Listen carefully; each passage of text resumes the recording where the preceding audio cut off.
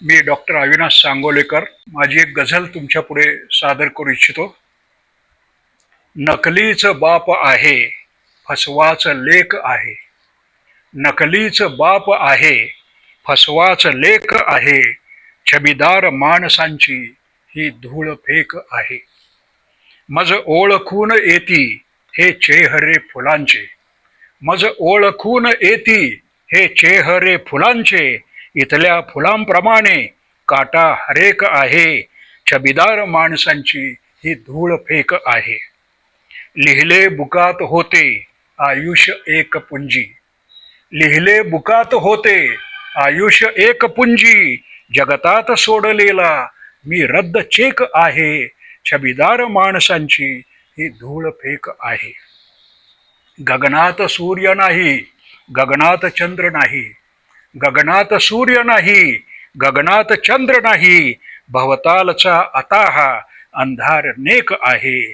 छबीदार माणसांची ही धूळ फेक आहे. आणि शेवटचा शेर. बनली जरी तुझी ही दुनिया जनावरांची. बनली जरी तुझी ही दुनिया जनावरांची. अविनाश तू तरीही अपवाद एक आहे. छबीदार माणसांची ही धूळ फेक आहे. नकलीच बाप आहे, फसवाच लेख आहे. ही गझल आहे काफला ह्या प्रातिनिधिक मराठी संग्रहातली, गझल संग्रहातली, जिचं संपादन स्वतः सुरेश भटांनी आणि मी अशा आम्ही दोघांनी केलेलं आहे. आणि 1990 मधला हा मराठीमधला पहिला प्रातिनिधिक मराठी गझल संग्रह आहे. मराठी गझल 1920 ते 1985 हा माझा संशोधननिष्ठ समीक्षा ग्रंथ हा मेहाना पब्लिकेशन्सनं आत्ता जरी प्रकाशित केलेला असला तरी त्यापूर्वी कॉन्टिनेंटल प्रकाशनानं माझे 2 संपादित मराठी गझल संग्रह हे प्रकाशित केलेले होते. त्यामुळे मला थोडंसं मराठी गझल 1920 ते 1985 ह्या संशोधननिष्ठ समीक्षा ग्रंथाकडे जाण्या अगोदर काफला आणि गझलधारा हे जे 2 प्रातिनिधिक मराठी गझल संग्रह आहेत त्याच्याविषयी थोडंसं मला बोलण्याचा मोह आवडत नाही. अनंतराव कुलकर्णी यांची कॉन्टिनेंटल प्रकाशन ही प्रकाशन संस्था आणि माझा जो परिचय झाला तो अनिरुद्ध कुलकर्णी म्हणजे ज्यांना आम्ही अनिरुद्ध दादा म्हणत होतो त्या अनिरुद्ध दादांशी परिचय माझा झाला तो सुरेश भाटांच्या मुळे झालं. असं की सुरेश भटांनी मराठी गझलकारांना जाहीरपणे आवाहन केलेलं होतं की आपल्याला लवकरच एक प्रातिनिधिक मराठी गझल संग्रह संपादित करायचा आहे आणि तो प्रकाशित करायचा आहे. तर त्याच आवाहनाला प्रतिसाद म्हणून महाराष्ट्राच्या कानाकोपऱ्यातून अक्षरशः गझलांचा पाऊस पडला. आता ही गोष्ट आहे 1990ची. झालं असं की कॉन्टिनेंटल प्रकाशनानं हा मराठीमधला पहिला प्रातिनिधिक मराठी गझल संग्रह प्रकाशित करावा अशा प्रकारची एक आमच्या सगळ्या गझलकारांची इच्छा होती. आणि म्हणून आम्ही सुरेश भट वगैरे दीपक करंदीकर आम्ही वारंवार अनिरुद्ध दादा म्हणजे अनिरुद्ध कुलकर्णी यांना भेटायचो. ऐतिहासिक गोष्ट अशी झाली मराठी गझलेच्या संदर्भात की मराठीतला पहिला प्रातिनिधिक मराठी गझल संग्रह ज्याचे संपादक सुरेश भट आणि त्यांच्या जोडीला मला त्यांनी घेतलेलं संपादक म्हणून अशा आमच्या दोघांच्या नावावर कॉन्टिनेंटल प्रकाशनानं हा प्रातिनिधिक मराठी गझल संग्रह प्रकाशित केला. खरं म्हणजे तो आम्हाला आशा भोसले किंवा हृदयनाथ मंगेशकर या दोघांपैकी कुणाच्या तरी हस्ते समारंभपूर्वक प्रकाशित करायचा होता, परंतु तो काही योग जुळून आला नाही. त्याच्यानंतरची दुसरी गोष्ट म्हणजे गझलधारा हा जो मराठीतला दुसरा प्रातिनिधिक मराठी गझल संग्रह आहे गझलधारा हाही कॉन्टिनेंटल प्रकाशनानंच प्रकाशित केला. तू मराठी गझलेवर MPhil PhD करतो आहे तर समग्र मराठी गझलेचं दर्शन घडवणारा एखादा प्रातिनिधिक गझल संग्रह आपल्याला प्रकाशित करता येत असेल तर करूया. आणि त्या दृष्टीनं आम्ही हालचाल सुरू केली आणि 1994ला हा दुसरा प्रातिनिधिक मराठी गझल संग्रह हा प्रकाशित झाला. त्याचं संपादन मी एकट्यानंच केलेलं होतं. नंतर या काफलाची दुसरी आवृत्ती निघाली आणि गझलधाराची पण दुसरी आवृत्ती निघाली. त्यावेळी अनिरुद्ध दादांना मी अशी विनंती करत होतो की 1991ला माझी मराठी गझलेवरची PhD झाले म्हणजे मला मिळालेली होती. मी त्यांना विनंती केली की बुवा हा माझा संशोधनावर आधारित असलेला ग्रंथ हा मी लिहितो आहे, सिद्ध करतो आहे, तर तो तुम्ही प्रकाशित कराल का? आणि मग 1995 मध्ये हा संशोधननिष्ठ समीक्षा ग्रंथ ज्याचं नाव आहे मराठी गझल 1920 ते 1985 हा समारंभपूर्वक प्रकाशित झाला. तो कधी प्रकाशित झाला तर 12 जून 1995 रोजी. त्याला सुरेश भट तब्येत ठीक नसताना सुद्धा नागपूरवरून आवर्जून आलेले होते.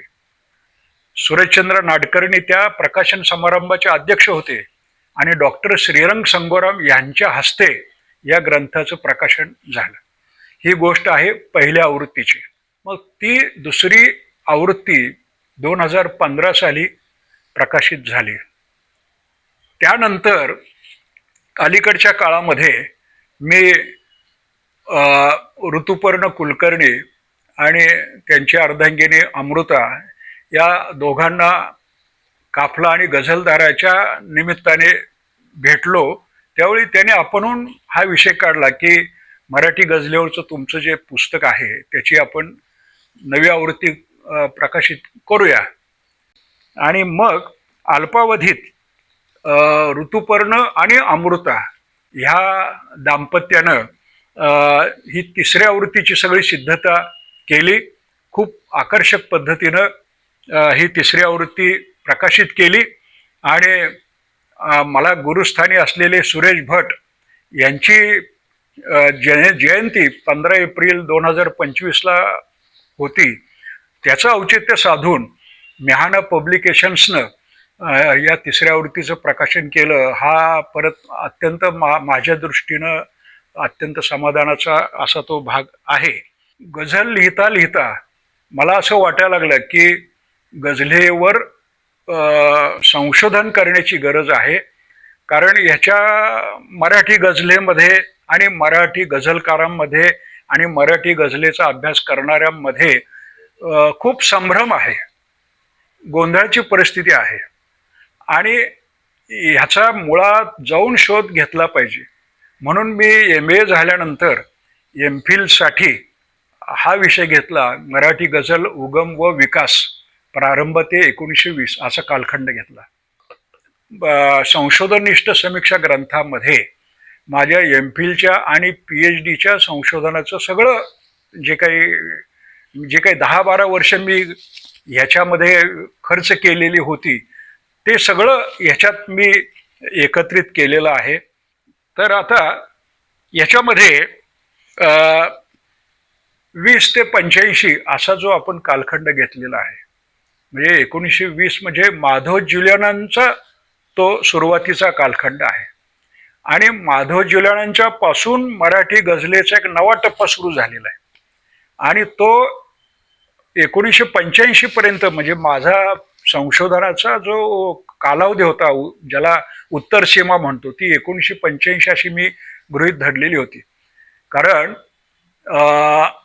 1885 केशवसुतांची कविता, आधुनिक मराठी कवितेचे जनक केशवसुत, आणि त्यांची पहिली कविता 1885 सालातली, आणि मग पुढे 1985 पर्यंतचा सगळा मराठी कवितेचा जो प्रवास आहे त्याच्यामध्ये गझलेचं काय योगदान आहे, गझलेचं काय स्थान आहे हे मला यातनं शोधायचं होतं. आणि म्हणून 1985 पर्यंतचा कालखंड मी घेतलेला होता. आणि 1920च्या अगोदर मराठीमध्ये गझल लिहिण्याचे खूप लोकांनी प्रयत्न केलेले आहेत. अगदी अमृतराय, मोरोपंत इथून आपल्याला ते मागं जाऊन शोध घेता येतो. अमृतराय आणि मोरोपंत यांनी गझल हा काव्य प्रकार हाताळण्याचा प्रयत्न केला. तो का केला, तो कितपत यशस्वी झाला, या खोलामध्ये आता जाणं विषयांतर होईल. परंतु अशा प्रकारचे मराठीमध्ये गझल लिहिण्याचे, गझल हाताळण्याचे प्रयत्न हे खूप आधीपासून होत होते. अगदी संगीत नाटकामध्ये सुद्धा अण्णासाहेब किर्लोस्कर असतील, श्रीपाद कृष्ण कोल्हटकर असतील, ह्या सगळ्या संगीत नाटककारांनी पदांच्या रूपामध्ये गझल हा प्रकार हाताळण्याचा प्रयत्न केलेला आहे. आणि मग पुढे 1919-1920 नंतर माधव ज्युलियनांनी जो प्रयत्न केला तो अधिक शास्त्रशुद्ध अशा पद्धतीने केला, कारण ते फारसी भाषेचे पंडित होते. आपल्या फर्ग्युसन कॉलेजमध्ये ते फारसी विषयाचे प्राध्यापक होते. तर त्यामुळे फारसी हा गझल हा मूळचा फारसी भाषेतला काव्य प्रकार असल्यामुळे त्यांना गझलेची बारीक सारीक माहिती होती. आणि मग त्यांना असं वाटलं की या गझलेला आपण शास्त्रशुद्ध स्वरूप दिलं पाहिजे. विशेषतः वृत्ताच्या बाबतीमध्ये जे शिथिलता आहे ती शिथिलता दूर करून या मराठीमधल्या गझल प्रकाराला अजून चांगलं रूप आपण देण्याचा प्रयत्न केला पाहिजे. अशा भूमिकेतून त्यांनी या गझलेकडं बारकाईनं पाहायला सुरुवात केली.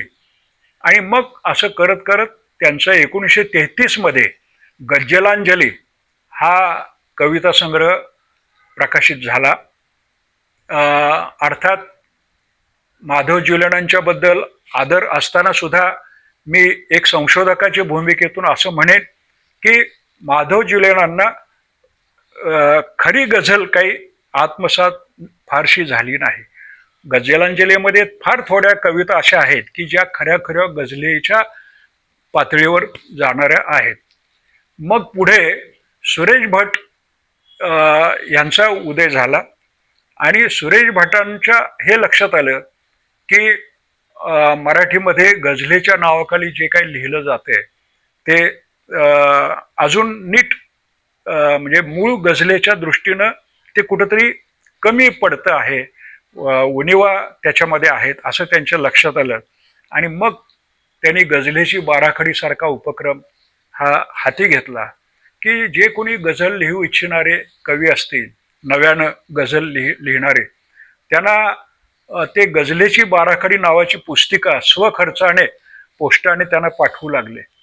आणि अशा पद्धतीनं हळूहळू गझलेला पूरक पोषक, ज्याला आपण तंत्रशुद्ध गझल म्हणतो, खरीखुरी गझल म्हणतो, ती खरीखुरी तंत्रशुद्ध अस्सल मराठी गझल हे आपल्याला सुरेश भटांच्या पासून मोठ्या प्रमाणात लिहिली गेलेली अशी पाहायला मिळते. तर हे सगळं हा सगळा जो ही सगळी वाटचाल जी आहे, हा सगळा जो इतिहास आहे, मराठी गझलेच्या जडणघडणीचा हा सगळा जो काही संक्रमण काळ आहे, तो माझ्या या संशोधननिष्ठ समीक्षा ग्रंथात मी माझ्या सगळ्या त्या 10-12 वर्षाच्या संशोधनातून हाती आलेले निष्कर्ष वगैरे देऊन, पुरावे देऊन वगैरे ह्या सगळ्या गोष्टी इथं मांडण्याचा प्रयत्न केलेला आहे.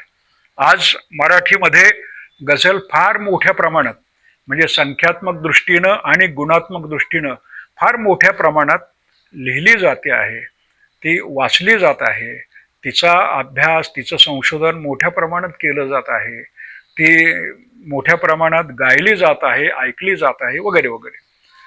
आणि ही गझल म्हणजे आपल्याला 1985 नंतरच्या काळामध्ये अजून चांगल्या पद्धतीनं झेपावत असलेली, अजून चांगल्या पद्धतीनं विकसित होत चाललेली, विस्तार तिचा होत चाललेला असा पाहायला मिळतो आहे. तर ह्या सगळ्या 85 नंतरच्या काळात गझलेच्या क्षेत्रात कार्यरत असलेल्या सगळ्यांना कळलं पाहिजे की 85च्या आधी मराठी गझल कशी होती. 1920 पासून 85 पर्यंत हा जो काही काळ आहे तो मराठी गझलेच्या जडणघडणीचा काळ कसा आहे, आणि त्याच्यात माधव ज्युलियनांचं योगदान काय आहे, सुरेश भटांचं योगदान काय आहे, हे नव्या पिढीला कळावं ह्यासाठी हा मराठी गझल 1920 ते 1985 या संशोधननिष्ठ समीक्षा ग्रंथाचा प्रपंच मला करावासा वाटला. आणि मिहाना पब्लिकेशन्सच्या ह्या म्हणजे ऋतुपर्ण आणि अमृता ह्या तरुण पिढीतल्या प्रकाशकांनी हे मनावर घेतलं. त्यांनाही असं वाटलं की ह्या ग्रंथाची तिसरी आवृत्ती ही लोकांपुढं आणणं आवश्यक आहे. आणि मुखपृष्ठ त्या दृष्टीनं किती समर्पक आहे पहा. म्हणजे माधव जुलियनांचं छायाचित्र आहे आणि सुरेश भटांचं छायाचित्र आहे. म्हणजे माधव जुलियनांच्या पासून सुरेश भटांपर्यंत साधारणपणे 65 वर्षांचा हा जो काही प्रवास आहे मराठी गझलेचा, तो कसा झालेला आहे हे ते सगळं जाणून घ्यायचं असेल तर मला असं वाटतं की हे 298 पृष्ठ संख्येचा हा ग्रंथ अवश्य आपण संग्रही ठेवावा. आणि आजही ह्या संशोधनिष्ठ समीक्षा ग्रंथाला लोकांचं भरभरून प्रेम मिळतं आहे. धन्यवाद.